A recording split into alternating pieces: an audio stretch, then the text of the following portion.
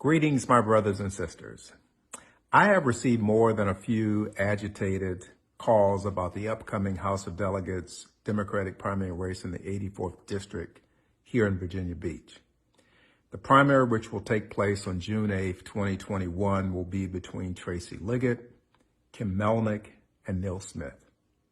While I am a member of the Virginia Beach Interdenominational Ministers Conference, I am addressing you not on behalf of the conference, but rather as a sinner saved by grace, as a father, a husband, a former political candidate, and as a citizen of Virginia Beach, Virginia. I'm sure many of you saw the March 11th article in the Virginia Pilot highlighting how Ms. Melnick, a long-term, and I'm quoting, a long-term Virginia Beach Republican, unquote, left the Republican Party to run as a Democratic candidate for this, quote, politically competitive and ethically diverse, unquote, district. As one of my childhood coaches would say, I may have been born at night, but not last night. And I will not be fooled by these political shenanigans played by politicians at the expense of those they are charged to serve and represent. First, let me be clear that I applaud Ms. Melnick and her decision to leave, as the Pilot described, quote, the party of Trump, and join a party that at least tries to address the issues affecting Black Americans and other marginalized communities. In fact, I pray that many more of her Republican friends would wake up, join the Democratic Party, and help America live up to its promise to grant liberty and justice to all its citizens. I'm also not opposed to Ms. Melnick's decision to run in the 84th District. However, I am deeply troubled that locally elected Democratic politicians and former Democratic candidates immediately rushed to endorse Ms. Melnick despite her long history of voting for and supporting Republicans and their backwards policies. Did these Democratic politicians rush their endorsements because they truly believe in Ms. Melnick and her policies?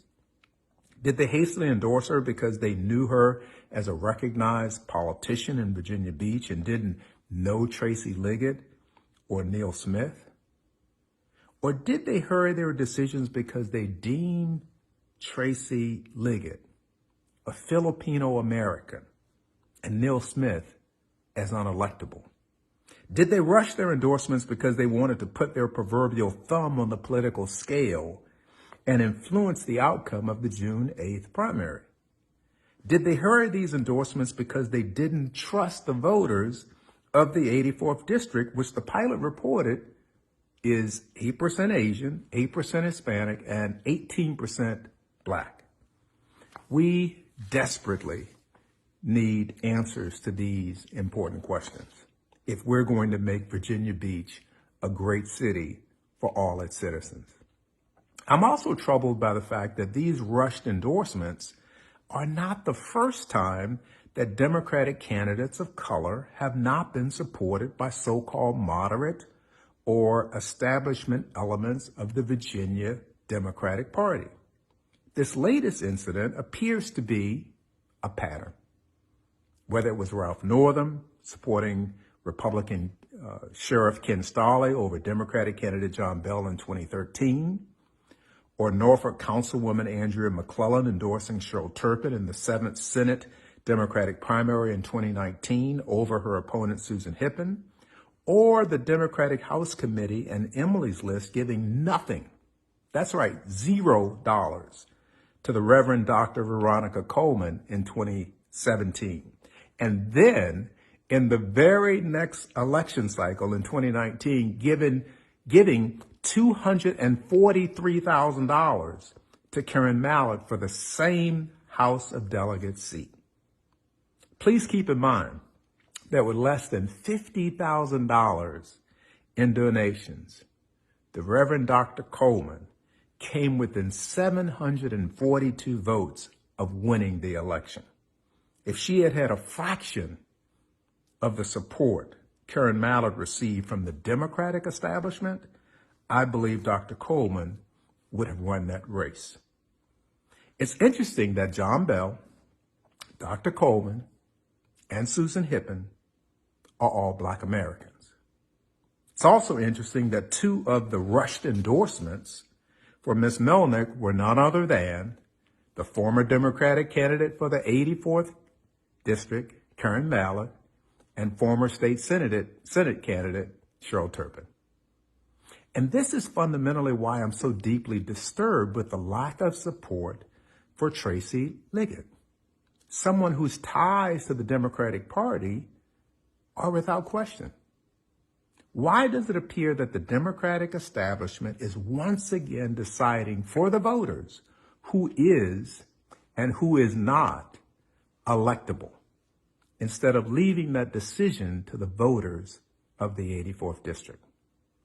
In a recent press release, Ms. Melnick stated that she, quote, supported and voted for Democrats like President Barack Obama, President Joe Biden, Governor Ralph Northam, Representative Elaine Luria, Veronica Coleman, Karen Mallett, and her Democratic colleagues on the school board and city council, unquote. Please note, she said she supported and voted for these Democrats. I, along with many voters in the 84th District, would like to know what specific support she provided to each of these Democratic candidates. Did she make contributions, fundraise, participate in a phone bank, knock on doors, distribute candidate literature, attempt to persuade a voter, post her support on social media, put up a yard sign or an office sign? What exactly did she mean by support? Yes, she may have voted in the general election for these candidates, while records show that she routinely voted as a Republican in primaries over the years. But the voters want to know exactly what Ms. Melnick meant when she said she, quote, supported these Democratic candidates. In closing, let me be perfectly clear. The days of telling Black folks, people of color, and other marginalized communities who will be their leaders are over. The days of party bosses in smoke-filled rooms deciding who will run and be elected to office are soon to be as extinct as the dinosaur. You don't have to look just at Congressman AOC, but rather look at the number of incumbent Democratic politicians this year in Virginia who are now facing primaries. A rushed endorsement of Ms. Melnick is not only a relic of the old Virginia, it is also an injustice to the voters of the 84th District. And as Dr. Martin Luther King stated in his letter from the Birmingham jail, and I'm quoting, "Injustice anywhere is a threat to justice everywhere." So therefore, I humbly call on all elected Democratic politicians and former Democratic candidates to rescind their endorsements of Ms. Melnick and let the voters of the 84th District decide on June 8th who their candidate will be for the general election, and prayerfully who will represent them in the next General Assembly. Blessings to all of you. God bless you.